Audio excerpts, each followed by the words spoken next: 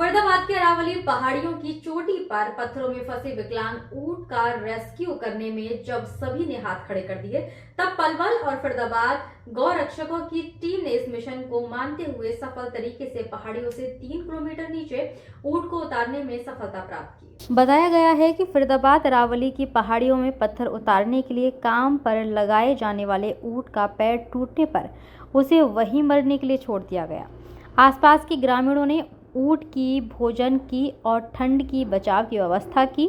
ऊंट के रेस्क्यू के लिए समाजसेवियों ने 8 दिन असफल प्रयास किए। हालत यह बने कि पहाड़ी से नीचे उतरने के लिए हेलीकॉप्टर की व्यवस्था का प्रयास भी किया गया। बड़ी रकम की मांग के साथ हेलीकॉप्टर की परमिशन को प्राप्त करने में यह समाजसेवी असफल रहे। इसके बाद एक बार फिर उन्हें मायूसी का सामना करना पड़ा। गौरक्षक भीम भारद्वाज ने बताया कि बीती रात ही उन्हें सूचना मिली कि पहाड़ियों में ऊंट जीवन और मौत की लड़ाई को लड़ रहा है। उन्होंने बताया कि रात को ऊंट को उतारने के प्रयास गौरक्षकों द्वारा किए गए। असफल होकर गौरक्षक मायूस नहीं हुए, बल्कि आज सुबह एक बार फिर बल्लियों पर ऊंट को बांधकर कंधों पर लाद पहाड़ियों से करीब 3 किलोमीटर नीचे ऊंट को सफलतापूर्वक लाया गया और इलाज शुरू करवा दिया गया। हमको कल रात को ये फरीदाबाद में ग्रुप है BMR के नाम से, ऋषि कौशिक जिनको चलाते हैं, उनकी मेरे पास रात को करीबन 7:30 बजे के आसपास कॉल आई थी कि उन्होंने बताया था कि एक ऊंट है जो अरावली की पहाड़ियों में वहां पर फंसा हुआ करीबन 8 से 10 दिनों से। तो वहां पर जब सूचना हमको प्राप्त हुई, जैसे हम वहां पर मतलब हमने कल रात को ही हमें फरीदाबाद की जो टीम है अनिल कौशिक जी, उनसे संपर्क साधा। फिर उसके बाद PFA की टीम है और आस्था एनिमल, मतलब जितने भी एनिमल के ग्रुप है वहां पर पहुंच चुके थे रात को ही। फिर उसके बाद उन्होंने सबने मना कर दिया था कि इसका कुछ नहीं हो सकता।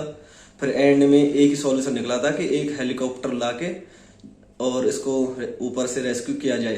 फिर उसके बाद हेलीकॉप्टर वालों से बात की थी, उन्होंने 4.5 लाख रुपए का खर्चा बताया था। 4.5 लाख रुपए हम इसको ऊंट को रेस्क्यू करने के लिए।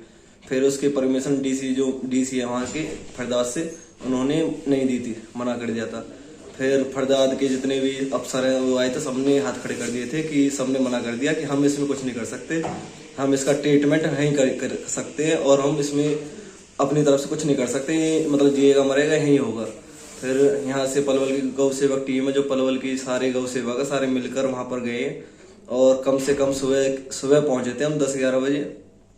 करीबन 4 से 5 के घंटे की कड़ी मशक्कत के बाद हम ऊंट को कंधों पे धर के बल्लियों से बांध के कंधों पे रख के उसको नीचे लाए और फिर उसको ये देवाश्रय हॉस्पिटल वहाँ रेस्क्यू करके वहाँ पहुंचाया गया। तो इस रेस्क्यू में मतलब प्रशासन की तरफ से कोई सहयोग नहीं दिया? प्रशासन की तरफ से कोई सहयोग नहीं था। प्रशासन वहाँ पर जो डॉक्टर थे वहाँ पर पहुंचे हुए थे, पर लेकिन उनकी तरफ से कोई भी मतलब जैसे कदम होता ठोस कदम किसी का कोई नहीं था। किस हालत में था ऊँट जब आप गए? ऊँट का पिछला जो पैर है वो टूटा हुआ था, उसकी हड्डी बाहर निकली हुई थी और जो वहाँ के लोकल गांव के हैं वो सारे वहाँ पर जाकर उसके लिए खाने पीने की व्यवस्था वहाँ पर कर रहे थे। करीबन 2 से 3 किलोमीटर ऊंचाई पर था ऊँट। क्या ये पता चल पाया ऊँट था किसका? नहीं, ये तो पता नहीं चल पाया। जो लोकल है वहाँ के गांव वाले बता रहे थे कि ये ऊँट से पत्थर नीचे लाते हैं और इनका व्यापार है ये, और उसका पैर टूट गया और पैर मतलब किसी पत्थर के नीचे आ गया, तो इसी मारे उसको छोड़ के वहां से चले गई।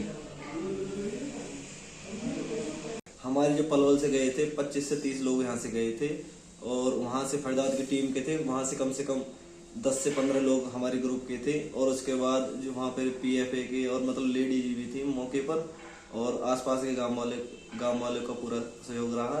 पर मेन उतारने वाले पलवल गौ सेवक की और फरीदाबाद गौ सेवक ने अपना पूरा योगदान दिया, जो कि 3 किलोमीटर ऊपर से लाना एक बहुत बड़ी कामयाबी देखी गई है। वहाँ पर मतलब सारे गाँव वालों ने सबने इसको असंभव माना था और गौ माता के कृपा से ये हमने असंभव संभव किया है।